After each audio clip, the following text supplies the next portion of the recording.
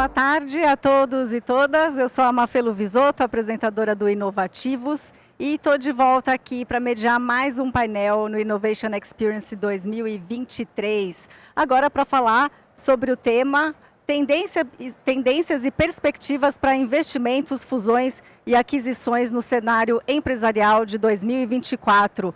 E para debater esse assunto aqui, eu tenho dois convidados, o Eduardo Zilberberg, ele que é sócio fundador e co-lidera as práticas de Venture Capital e M&A da Brønnøysund Zilberberg. Difícil falar esse nome, hein, Eduardo? Pode usar o apelido, BZCP. Muito bem, bem-vindo. E também aqui com a gente o Venâncio Veloso, que é partner e CDO da Genial Investimentos. Tudo bem? Tudo ótimo, prazer aí. Então vamos lá, para começar essa conversa eu gostaria que cada um de vocês se apresentassem, falasse um pouquinho sobre a empresa e sobre, enfim, a área de atuação aí. Eduardo. Bom, muito prazer, eu sou Eduardo Zilberberg e é um prazer estar aqui. O meu foco é trabalhar com fusões e aquisições e operações de investimento, né, em todos os setores, com foco grande em tecnologia e inovação. E ao longo dos últimos mais de 20 anos, eu tenho focado em transação e acompanhado o que tem acontecido aí no mercado nos últimos anos, que de lá para, quer dizer, de uns anos para cá mudou bastante, né? E, então, enfim, nós somos um escritório de 80 advogados, a gente assessora em torno de 370 empresas e 45 fundos de Venture Capital e Private Equity. Então, a gente tem um volume bem grande de transação.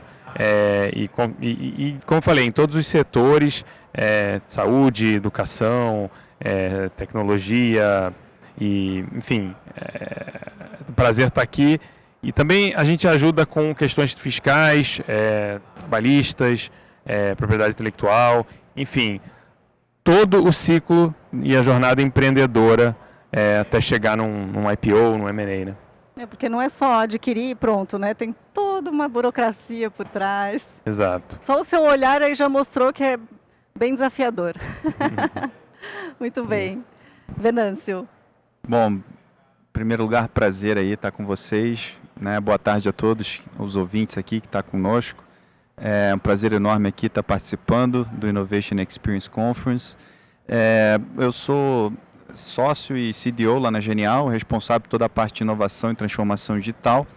E mais recentemente, após os 2 últimos anos aí, quer dizer, 2 últimos não, mas 20 e 21 que foram anos atípicos, né, nesse mercado de tecnologia, onde a gente teve um recorde de M&As, recorde de fundraising, recorde de IPOs em tecnologia, a gente começou a entender que dentro de casa não tinha ninguém focado no setor de tecnologia, né? E aí acabei que eu virei o banker por acidente, e hoje eu estou liderando uma nova unidade de negócios chamada, que a gente batizou de CIB Tech, né, que significa Corporate Investment Banking Tecnologia, justamente para cobrir esse setor de tecnologia, que acaba sendo um setor meio que transversal, por ele convergir com todos os outros mercados. Afinal de contas, hoje em dia tudo é tech, né? Você tem EdTech, AgroTech, FinTech. Então, seria humanamente impossível cobrir o setor com um exército de homens só, né? E a gente precisou realmente criar uma unidade de negócio, sendo que a diferença é que a gente pensou muito nas dores, né, do empreendedor de tecnologia. Eu já fui um deles em vidas passadas, então, e para minha curiosidade, né, surpresa, os mesmos problemas que eu tinha quando eu comecei minha primeira empresa em 2000, continuam até hoje. Então, a gente entendeu ali do empreendedor que, pô, banker tradicional, ele não entende tecnologia normalmente, né? Ele, por não entender de tecnologia, ele dificilmente consegue pensar fora da caixa e ajudar o empreendedor a pensar em teses diferenciadas para maximizar o valuation da empresa. E, finalmente, ele sempre tenta empurrar alguma taxa oculta ali para o empreendedor. Então, pensando nisso, a gente criou uma abordagem mais tech-friendly ou mais amigável, né, para o empreendedor, de tech founder para tech founder, né? Então, é uma forma também de eu estar contribuindo e colaborando com empreendedores que estão passando ou já passaram né, por alguma dessas etapas de crescimento da startup, que a gente sabe que é uma jornada longa e árdua, né, de você levar uma empresa, tirar uma ideia do papel e levar essa ideia a fazer algum tipo de saída, seja um M&A, seja um IPO. Então, assim, é uma jornada longa, árdua, que se você não tiver um banco parceiro, né, muitas vezes o empreendedor ele não entende sobre finanças, ele não sabe, não tem acesso ao mercado de capitais, então ele precisa de um assessor ali para ajudar ele a navegar nesses mares, né, e a gente está aqui para isso. Muito bem. Normalmente é isso que acontece assim, com a maior parte das startups, elas acabam entrando nesses processos de M&A, enfim, de fusão? Não, eu só ia complementar que é exatamente isso, quer dizer, o investidor ele entra com o objetivo de, geralmente um fundo, né, que precisa devolver um retorno para os seus investidores. Então, nesse tipo de investimento que é muito ilíquido, é fundamental que a empresa esteja direcionada para, no longo prazo, fazer uma oferta pública de ações ou uma venda, né? Durante 2021, achava-se que esse ciclo poderia ser de 2, 4 anos. Acho que os últimos 2 anos mostraram que isso é uma exceção e é uma jornada potencialmente longa, de 5 a 15 anos, mas certamente vai chegar nesse momento da venda ou da oferta pública, porque precisa dar liquidez a todos os fundos que investiram na empresa. E é nesse momento, mas pode ser muito antes, em rodada de investimento, mas certamente no momento de saída, o papel do assessor financeiro é super importante, não só na busca, né, de potenciais compradores, abrir o leque, mas também a avaliação e todo o processo de organização de um evento como esse, né? Muito bem. Então, pode complementar. É só complementar, falando que essa questão de M&A ou de saída, seja um IPO, um M&A ou o que for, ela está começando a ficar cada vez mais evidente, porque o ecossistema como um todo está amadurecendo, né? Se você pegar 23 anos atrás, quando eu comecei a empreender aqui no Brasil, cara, montar uma empresa de tecnologia era coisa para maluco, né? Assim, o mercado era muito embrionário. Você contava em uma mão o número de fundos de venture capital investindo no Brasil, né? Então, assim, era outra realidade. Hoje você tem mais de 360 fundos, né, de venture capital no Brasil. Você tem mais de 40 fundos de corporate venture capital, que até 5 anos atrás era inexistente. Você tem mais de 28 grupos de investidores anjos. Você tem não sei quantas aceleradoras, incubadoras, enfim, você tem toda uma cadeia para suportar as diversas etapas de crescimento de uma startup, desde a ideação até uma saída. Então, com a evolução do ecossistema, obviamente que você começa a criar os alicerces, né, e os serviços agregados para poder suportar as diferentes etapas de crescimento da empresa. Muito bem.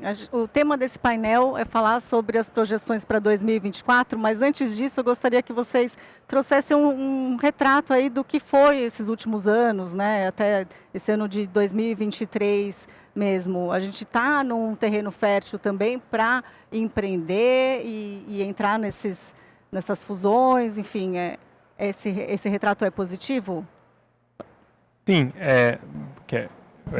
sim, eu acho que a gente tem que falar realmente, não dá para falar de 2023 sem entender o que aconteceu nos últimos anos, né? Então, se você olhar 2020 e 2021, inicialmente quando começou a pandemia, houve um pânico geral, um congelamento geral, mas logo depois várias empresas, e pensando principalmente nesse setor de tecnologia, a pandemia acabou impulsionando. Para a tecnologia deu um boom, né? Exato, uma série de negócios. A tecnologia se mostrou fundamental em vários setores, né? Eu tinha uma empresa que acompanhei desde a primeira rodada até a venda, que era de prescrição digital, quer dizer, se não fosse a pandemia que obrigou as farmácias a aceitarem lá a prescrição digital, quer dizer, a empresa não sei se teria sobrevivido e não só sobreviveu, como multiplicou 10 vezes o valor de mercado em uma questão de meses. Então a gente viu esse tipo de coisa e houve realmente um aumento generalizado de investimentos nessa área, só que a gente acabou, houve muita empolgação e acabou que os valuations estavam muito inflados durante todo esse período. Então chegou-se no final de 2021, houve essa percepção, não sei se dá para dizer que a bolha estourou, mas é quase isso, e se você olhar as ações, a valorização das ações de tecnologia nas bolsas americanas, quer dizer, houve um grande desabamento ali que afetou diretamente esse mercado, né? Então, quando a gente fala de 2022, 2023, a gente fala um pouco da consequência desse apogeu e queda que aconteceu num período tão curto, tá? E aí a gente ainda está vivendo as consequências desse acontecimento e aos poucos retornando à normalidade, mas ainda tem esse reflexo que acabou impactando não só o apetite dos investidores, mas a forma pela qual eles olham o modelo de negócio. Agora, a última coisa que eu vou mencionar, é importante ter em mente que o volume de negócios e o ecossistema de empreendedorismo e inovação hoje é muito mais evoluído do que há, vamos dizer, 5 anos atrás. Então, se você olhar antes de 2019 e 2018, eram pouquíssimas as transações de tecnologia, era muito limitado o número de investidores. Então, quem olha só para 2021 para frente, pensa, poxa, agora acabou a festa. Pelo contrário, se você olha, eu estou atuando no setor de tecnologia desde 2010, quer dizer, o número de investimentos é muito maior, o número de empreendedores de segunda viagem é muito maior, tem gente construindo modelos de negócio e tecnologia impressionante. Então, o mercado atual ele está fértil para muito investimento e transação de M&A aí nos próximos anos. Colaborando aqui com o que o Eduardo falou, né, eu acho que na nossa visão, todo mundo fala que o mercado de tech está em crise. Mas, na verdade, quem está em crise é o mercado de VC. Né? O mercado de VC que está passando por uma crise porque houve, de fato, esse frenesi no mercado, muita capital de risco rolando solto, né? Com valuations ou valor de empresas super inflacionados. Você tinha poucas empresas qualificadas, então isso acabou inflacionando de fato o valor das empresas e os investidores acabaram fazendo o investimento de uma forma menos apurada, vamos falar assim, né? E o que está acontecendo, chega uma hora que a conta chega, né? E as empresas e os investidores começam a exigir que as empresas demonstrem o devido resultado, né? Antes todo mundo estava olhando só para a primeira linha ali, faturamento, o número de usuários e tudo. É um movimento muito comum esse, né? É um movimento muito comum. Se empolgarem e uma hora a conta chega. Não se sustenta, né? Não é sustentável, sem dúvida alguma. Então, assim, se você analisar, a crise está nos venture capitals, né? E principalmente, se você entrar com a lupa mesmo, aí você vai ver que a crise se dá mais ainda nos venture capitals que investiram em empresas com o modelo B2C. Porque esses modelos são modelos normalmente de capital intensivo, né? Que são empresas que precisam investir muito pesado em marketing para adquirir cliente. Empresas de modelo de negócio B2B, que prestam serviço para outras empresas, normalmente têm um CAC, que é custo de aquisição do cliente, mais baixo. Consequentemente, você não precisa investir tanto em marketing. Basta você ter uma equipe comercial boa, que você consegue fazer um bom trabalho, até porque a receita é recorrente. Então, é um modelo muito mais sustentável e menos intensivo de capital do que o modelo B2C. Então, na nossa visão, a crise está muito mais concentrada em alguns poucos e bons VCs, né, que investiram de forma desenfreada, aproveitando ali o frenesi do momento, em empresas de capital, cujo modelo de negócio era de capital intensivo. E agora modelos de capital intensivo estão sendo questionados. E as empresas estão tendo que mostrar resultado. Não adianta agora você ficar crescendo a qualquer custo. Você tem que mostrar ali a última linha. Eu quero ver a última linha. Quero ver também a sua capacidade ali de gerar resultado. E não apenas de faturamento. Então as empresas começaram a segurar ali o freio de mão, né? E começaram a organizar a casa, gerando mais eficiência operacional, para aumentar a margem, reduzir despesa, tanto que a gente teve várias demissões aí de várias startups, né? Inclusive algumas até fazendo 2 ou 3 rodadas de demissão nesse interim. Então, assim, eu acho que é um momento aí de arrumação, de reorganização, mas está longe de ser uma crise no setor de tecnologia. Se você analisar o setor, né, as empresas continuam crescendo absurdamente. Então, para mim, é uma fatia muito pequena do mercado, não dá para generalizar. Muito bem, falando dos setores, falando, né, desses últimos anos e principalmente esse ano de 2023, quais foram os setores que houve mais movimentações nesse sentido de aquisição, de fusão e M&A? Eu posso falar um pouco aqui, depois o Eduardo pode complementar, mas na nossa visão, assim, você tem 4 setores ali que meio que se destacam, né, que ou em número de transações ou em volume de investimento. Acabam sendo mais ou menos esses 4, que é Fintech, Retail Tech, Health Tech e PropTech / Construtech. E tem um quinto aí que seria o EdTech, de educação. Tudo tech, tudo tech. Tudo tech, né? A gente está falando aqui de tech. Então, assim, esses são os 5 grandes setores, eu diria. E aí estão surgindo novos setores, né? Como, por exemplo, você começa a ver as pessoas falarem de Climatech, né? Você começa a ver também as pessoas falando um pouco de Biotech, né? Então tem novos setores surgindo, novos nichos de negócio surgindo, mas esses 5 são normalmente aqueles que predominam o ranking ali, tanto de transação quanto de investimento. E Biotech também acaba associando a Health Tech, né, em várias situações. Acrescentaria aí a Agritech, né, Agtech ou Agritech, que está realmente, né, e pensando no Brasil, né, país gigante, né, onde a agricultura é fundamental, a gente vê muito esse modelo não só de Agritech, mas Fintech associada a agro, né, modelos de empréstimo para incentivar a agricultura. Mas sim, o Climatech também está muito associado a Agritech, eu vejo. E InsurTech também associado aos seguros, né, setor de seguros associado muitas vezes à saúde, mas também a gente vê bastante transação nesse setor. E o setor de Fintech, ele já está há muito tempo na liderança, né? Se você olhar, boa parte dos unicórnios que surgiram estavam nesse setor de Fintech, mas também foi o setor que mais foi alvo desse excesso, vamos dizer assim, que ocorreu. Então, eu acho que os investidores também estão muito cautelosos, né? Você vê cripto, por exemplo, só teve um momento aí que só se falava em cripto. E agora, certamente, assim, isso agora mudou para inteligência artificial, né? Que agora, se você quer fazer uma rodada de investimento com valuation alto, coloca no nome ali qualquer coisa, inteligência artificial, pronto. Então você tem também aquela questão de assunto do momento, entendeu? Muito bem, eu já perdi as contas aí de quantas entrevistas eu fiz hoje e a gente usou o termo inteligência artificial.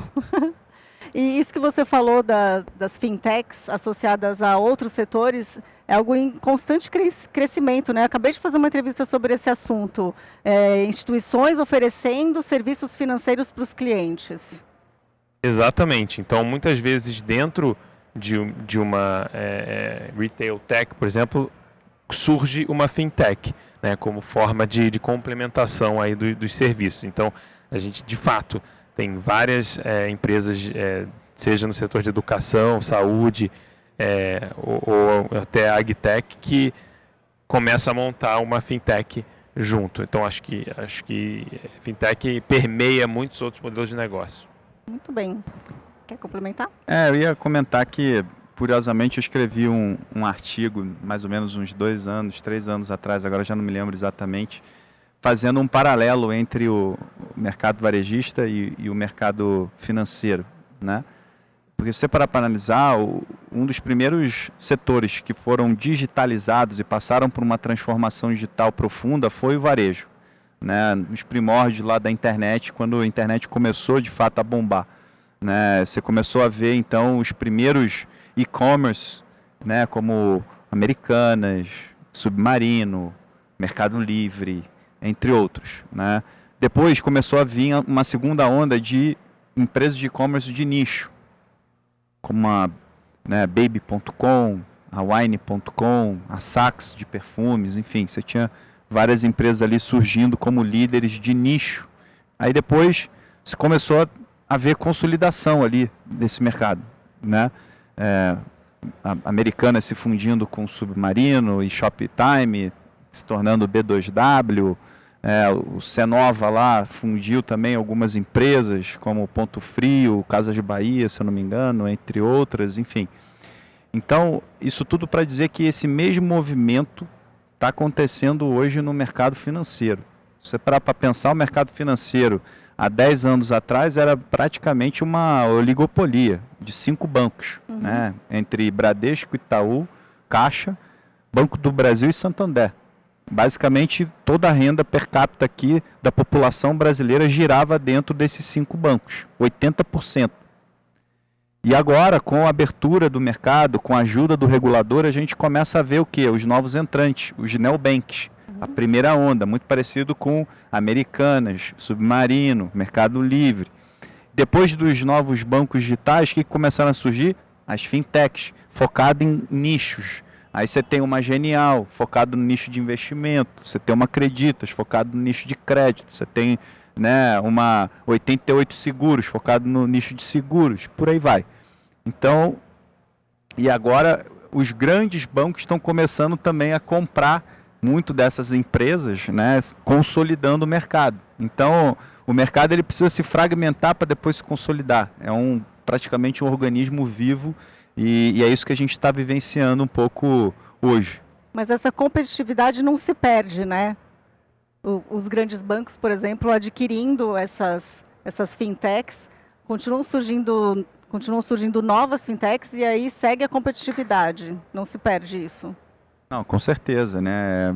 Eu acho que os grandes bancos entenderam que eles não conseguem crescer na mesma velocidade que uma empresa nova, por ser uma estrutura muito mais inchada, né? Com vários processos, mais burocracia, compliance, etc, etc.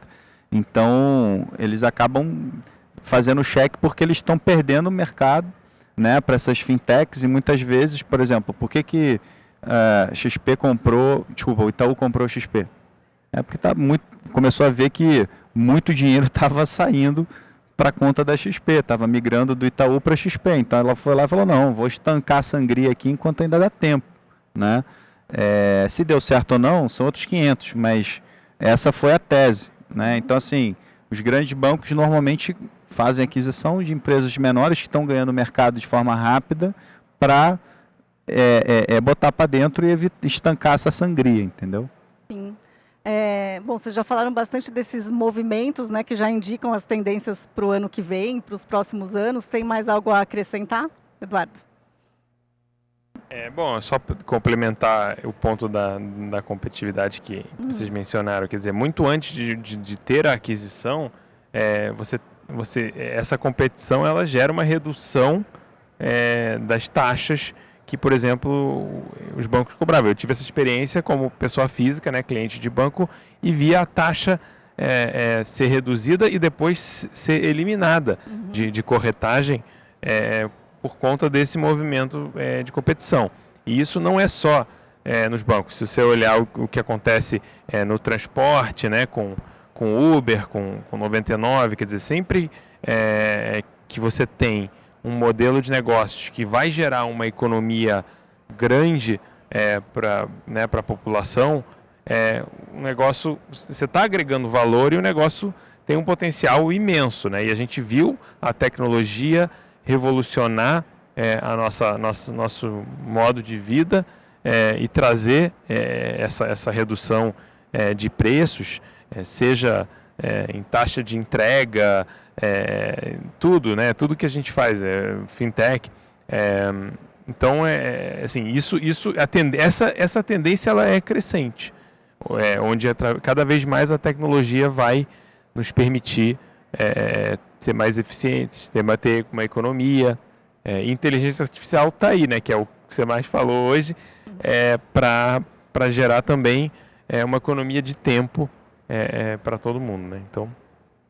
Então, falando dessas tendências... Eu acho que, pelo menos no setor que a gente está falando, a tendência é de crescimento muito grande, tá? E que isso permeie todos os setores da economia, tá? Essa inovação impulsionada aí pela inteligência artificial, né? Eu acho também que uma tendência importante que a gente não abordou aqui ainda é o desenvolvimento sustentável, né? É uma coisa que as empresas estão cada vez mais de olho. Então, Tesla está aí para, né, comprovar. E até no momento de aquisição isso é levado em conta também, né? Se a empresa segue ali as diretrizes de ESG. Também. E assim, quando você fala de energia alternativa, quer dizer, os investidores eles olham para o longo prazo, né, para as tendências. E eu acho que chegou-se num momento onde esse tipo de coisa ele agora tem realmente um impacto, e não é só uma questão de política, de preocupação. De fato, afeta a rentabilidade da empresa, né? Se a empresa não leva em consideração esse desenvolvimento sustentável. Como que o cenário... Posso só complementar? Opa, estão me ouvindo? Sim. Se você analisar hoje o ranking das maiores empresas nos Estados Unidos contra as maiores empresas na América Latina, o que você vê? As top 10, 9 são de tecnologia, uma não é da velha economia, que é a Berkshire Hathaway, né? Do Warren Buffett. E na América Latina é o oposto. Você tem uma empresa, que é Mercado Livre, e o resto tudo da velha economia. Ou seja, a tendência é que as empresas de tecnologia comecem a ocupar o espaço, né, e o destaque de maiores e melhores na América Latina, como aconteceu nos Estados Unidos, em economias mais desenvolvidas. Então, eu acho que esse gap tende a se fechar. Como os Estados Unidos está sempre uns 5 a 10 anos para frente em relação ao Brasil, né, considerado uma economia mais emergente em desenvolvimento, eu acredito nisso. Eu acredito que a tecnologia, a gente está só na pontinha do iceberg, né? A gente ainda vai ter muitas transações de M&A, muitos IPOs de empresas de tecnologia, porque é um mercado que está ainda na sua adolescência, digamos assim. Eu acho que ela ainda nem atingiu a sua fase adulta. E já fica até como uma dica para investidores olharem para os outros países para ver o caminho que o Brasil está fazendo, né? Sem dúvida. Muito bem. Já vi aqui a plaquinha, a gente está chegando nos minutos finais aqui da nossa conversa, então eu gostaria que vocês fizessem as considerações e abordassem temas ainda que a gente não abordou, para a gente terminar. Bom, eu acho que vale a pena a gente explorar um pouco mais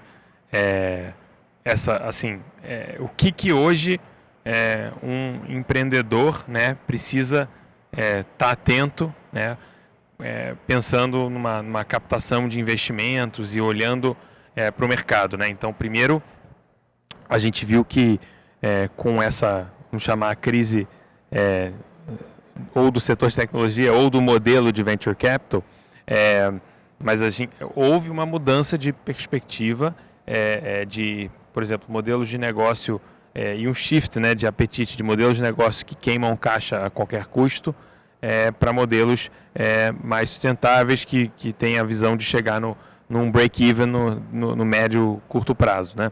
Então, eu acho que esse é uma questão que os empreendedores precisam ficar de olho em relação a essa mudança de apetite e, com isso, se preparar para uma jornada de mais longo prazo, né? Onde em 2021 eu via empreendedores falando, não, daqui a 2 anos eu faço um IPO e aí tá certo. Quer dizer, hoje em dia está bem mais claro que você vai levar mais tempo para montar um modelo de negócio sustentável que, no fim da linha, sim, tem um potencial de escalar muito alto. Acho que isso ainda não vai mudar, ou seja, os investidores vão buscar esse modelo de retorno máximo, mas o caminho para chegar lá vai ser um pouco diferente do que a gente viu em 2020, 2021. Então, acho que todo mundo precisa estar atento a isso e, como você falou, atento ao que está acontecendo lá fora, né? Você tem vários modelos de negócio que ele não é escalável, vamos dizer, fora de uma grande cidade, por exemplo. Ele precisa logo migrar e se internacionalizar, e aí você não pode deixar de levar em conta o cenário internacional. Muito bem. Esse cenário internacional também, que a gente vê momentos de guerra, enfim, a gente passou por uma pandemia, a gente sabe que a gente está sujeito, né, a passar por situações complicadas também. Você é otimista quanto ao futuro? O que você espera para os próximos anos? Como que esses eventos podem interferir nesse tema aqui que a gente está tratando? Sem dúvida alguma, essas externalidades aí podem impactar, né, a economia global, afetando todos os setores, não só da tecnologia, né? Enfim, essa guerra aí entre os Hamas e Israel tá realmente tem um risco muito grande dela de outros países se envolverem, e se isso acontecer, enfim, ninguém sabe o que pode acontecer, o que futuro cabe, né? Mas é preocupante, né? Mas, pensando pelo lado otimista, né, a gente está numa trajetória agora de redução de taxa de juros, a gente está vendo o dólar cair, a gente está vendo o Ibovespa subir, então a gente está um pouco mais otimista do que a gente estava no início desse ano, que estava um cenário meio caótico ali, né, com o credit crunch que aconteceu por vários fatores, mas principalmente pelo escândalo lá da Americanas e tudo. Então, assim, o cenário está muito mais otimista, a gente está muito mais otimista do que a gente estava no começo desse ano, por todos esses fatores macroeconômicos que eu acabei de explicar. Então, acho que a partir do ano que vem, né,